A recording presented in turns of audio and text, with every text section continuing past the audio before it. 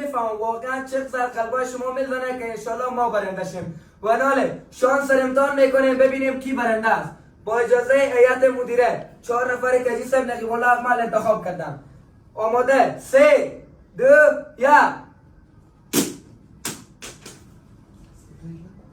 و 4 تا توپ همونطور که میبینیم جای خود استاده شدن و نال ما از بزرگای جمع مایم که هر کدوم اینا یک دانه توپ با خود ببرن و ببینم کدوم برنده شده. یارم 2016 آخر آیدی اونه نو میفهمم. آخر آیدی نا 2016 است و اینا برنده موتورسیکلت فولاد شدن.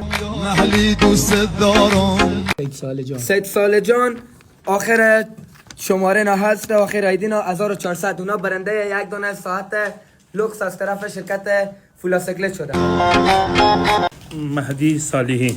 مهدی صالحی برنده یک دانه انگشتر شده و او هم که ما برای اینا مد نظر میگیره. اونا خیلی مشخص نیه ولی برنده یک دانه انگشتر طلا شدم از طرف شرکت فولاسیکلت.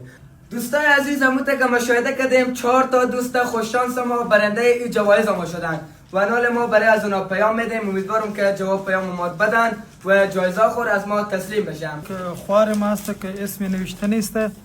شما دوستا هم دیدیم په بخش زنده هم دیدیم که اسم نوشته نیست دیگه. تو ما میایه که و آخر لیست است.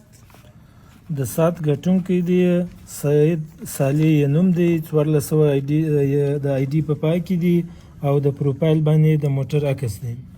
شانس واقعی ما خوش شانسه که موتورسیکلت فولاد جایزه گرفته از طرف حاجی صاحب نقیب الله احمد.